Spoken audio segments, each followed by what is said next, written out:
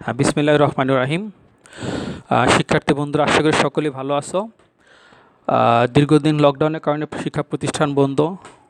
তো তোমাদের সহযোগিতার জন্য কদমতলা পূর্ব বাসাব স্কুল অ্যান্ড কলেজের এই অনলাইন ক্লাসের আয়োজন। তো তারই ধারাবাহিকতায় আজকে আমরা নবম শ্রেণীর ফিন্যান্সের একটা ক্লাস নিয়ে আলোচনা করব। ফিন্যান্সের অর্থের সময় মূল্যের ধারণা। অর্থের সময় মূল্য, এখানে গাণিতিক সমস্যা আছে। সেই গাণিতিক সমস্যা সমাধান করার জন্য যে সূত্রগুলো প্রয়োজন হবে, আজকে আমরা সেই সূত্রগুলো নিয়ে আলোচনা করব। তো অর্থের সময় মূল্য আসলে আমি একটু বলে নিই যে অর্থের সময় মূল্যটা কী। সময়ের পরিবর্তনের সাথে সাথে অর্থের মূল্যের হ্রাস বৃদ্ধি ঘটে, অর্থাৎ পরিবর্তন হয়। এই পরিবর্তনকে আমরা অর্থের সময় মূল্য হিসেবে আখ্যায়িত করতে পারি। অর্থাৎ আজকের 1000 টাকা 5 বছর আগের 1000 টাকা বা 5 বছর পরের 1000 টাকা সমান গুরুত্ব বহন করবে না, যদিও টাকাটা একই, পরিমাণটা একই। আজকে 1000 টাকা, আগামী 5 বছর পরে 1000 টাকা, আবার বিগত 5 বছর পূর্বের 1000 টাকা, টাকার পরিমাণটা এক, কিন্তু এই 1000 টাকা তিনটা সময়ে তিনটা ভিন্ন ভিন্ন রূপ ধারণ করবে। সুদের হারের কারণে বা অন্যান্য আনুষঙ্গিক কিছু কারণে অর্থের সময় মূল্যের পরিবর্তন ঘটে, অর্থের মূল্য হ্রাস বৃদ্ধি ঘটে। তো সময়ের সাথে তো অর্থের মূল্যের যে হ্রাস বৃদ্ধি ঘটে, সেটাকে আমরা বলি অর্থের সময় মূল্য। তো এই অধ্যায়ে আমাদের কিছু গাণিতিক সমস্যাগুলোর মধ্যে আমরা যেগুলো বের করতে হয়, সেগুলো হলো বর্তমান মূল্য, ভবিষ্যৎ মূল্য, প্রকৃত সুদের হার। এই বিষয়গুলো আমাদের এখানে গাণিতিক আকারে আসে এবং এগুলো আমাদের সমস্যার সমাধানগুলো করতে হয়।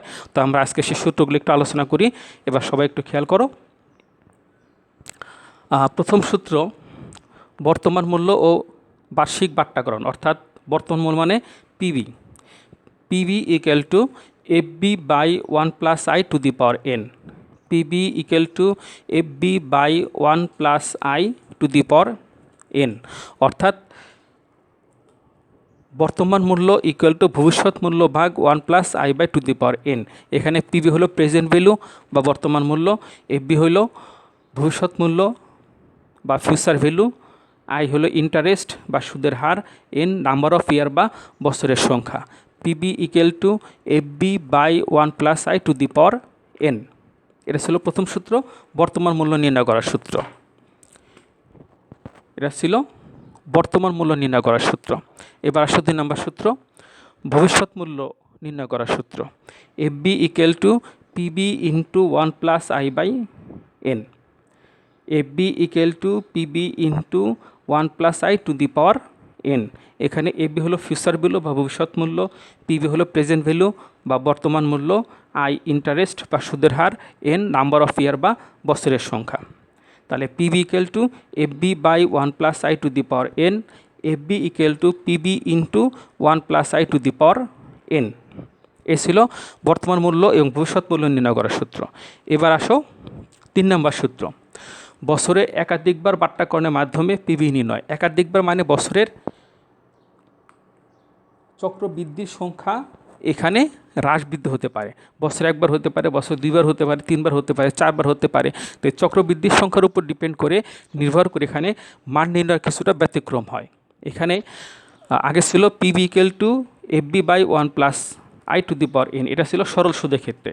আর বাট্টাকরণের ক্ষেত্রে, অর্থাৎ চক্রবৃদ্ধিকরণের ক্ষেত্রে হবে PB equal to FB by 1 + i to the power i/m to the power mn। সবাই খেয়াল করো, আগে ছিল 1 + i/n, এখানে 1 + i/m to the power n, অর্থাৎ এখানে m শব্দটা নতুন এবং m দ্বারা বোঝানো হয়েছে বছরের চক্রবৃদ্ধির সংখ্যা, বছরে কতবার চক্রবৃদ্ধি হতে পারে সেটা হলো m এর মান। এখানে mn অর্থাৎ m গুণন n, n হলো বছরের সংখ্যা, m হলো বছরের চক্রবৃদ্ধির সংখ্যা। খেয়াল করো, n হইল বছর আর m হইল বছর চক্রবৃদ্ধির সংখ্যা। তাহলে PB equal to FB by 1 + i/m to the power mn। এবার ভবিষ্যৎ মূল্য নির্ণয়ের ক্ষেত্রে যদি চক্রবৃদ্ধি হয়, তাহলে সূত্রটা হবে FB equal to PB into 1 + i/m to the power mn। FB equal to PB into 1 + i/m to the power mn। m আগে বলছি, m হলো চক্রবৃদ্ধির সংখ্যা আর n হলো নাম্বার অফ ইয়ার বা বছরের সংখ্যা। তাহলে FB equal to PB into 1 + i/m to the power mn। তাহলে সরল ক্ষেত্রে অর্থাৎ চক্রবৃদ্ধিকরণ যদি না হয় সেক্ষেত্রে পিবি সূত্র হলো FB/1+I⁴ চক্রবৃদ্ধি হলে পিবি সূত্র FB/1+I/m⁴ এফবির ক্ষেত্রে সরল সুদের ক্ষেত্রে FB = PB×1+I/n, চক্রবৃদ্ধির ক্ষেত্রে FB = PB×1+I⁴ দুটোর মধ্যে পার্থক্য আশা করি বুঝতে পারতেছো। চক্রবৃদ্ধি করার ক্ষেত্রে নতুন m যোগ হয়, আর সরল সুদের ক্ষেত্রে m বলতে কোনো শব্দ থাকবে না, m এর মানে এখানে কোনো প্রয়োজন নেই। আর 5 নম্বর সূত্রটা হলো প্রকৃত সুদের হার EAR, অর্থাৎ effective annual rate EAR, effective annual rate. প্রকৃত সুদের হার বা EAR এর সূত্র হলো 1/1+I/m⁴ EAR বা ইফেক্টিভ অ্যানুয়াল রেট এর সূত্র হলো 1+I/m⁴ এখানে m দ্বারা ওই একই জিনিস চক্রবৃদ্ধির সংখ্যাকে আমরা বুঝে থাকি। এই হলো তোমাদের এই অধ্যায়ের 5 রকমের সূত্র, যে 5 রকমের সূত্র দ্বারা আমাদের গাণিতিক সমস্যার সমাধান করতে হয়। এর বাইরে এই অধ্যায়ে আর খুব একটা সূত্র প্রয়োজন হয় না, এই 5টা সূত্র দ্বারা আমরা গাণিতিক সমস্যার সমাধানগুলো করতে পারি। তাহলে আমি আরেকবার দেখি।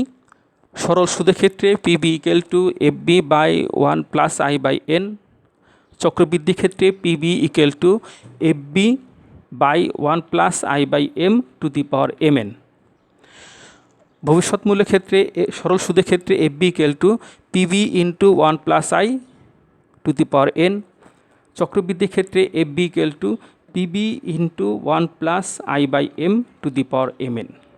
এ হলো 4টা মূল সূত্র। আর প্রকৃত সুদের হার EAR, effective annual rate = 1+I/m⁻1। এই ছিল আমাদের 5 রকমের সূত্র। এখানে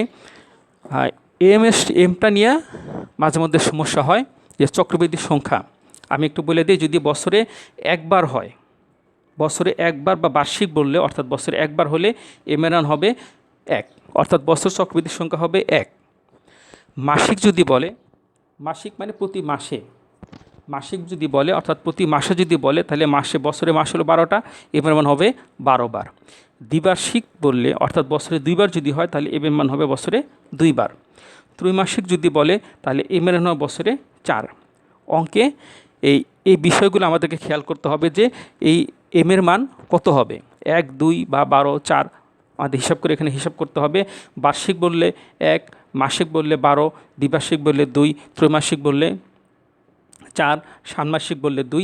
এরকম প্রশ্ন আমাদের m এর মানটা কী হবে সেটা স্পষ্ট বলা থাকবে, সেটা দেখে আমরা m এর মানটা নির্ধারণ করব। এই ছিল তোমাদের 5 রকমের সূত্র, যে 5 রকমের সূত্র দ্বারা আমরা এই অধ্যায়ের অঙ্কগুলো সমাধান করব। তো আমরা আজকে তোমরা সূত্রগুলো বাসে একটু ভালো মতো দেখো, আমরা আগামী ক্লাসে এই অঙ্কের গাণিতিক সমস্যাগুলো সমাধান করার চেষ্টা করব।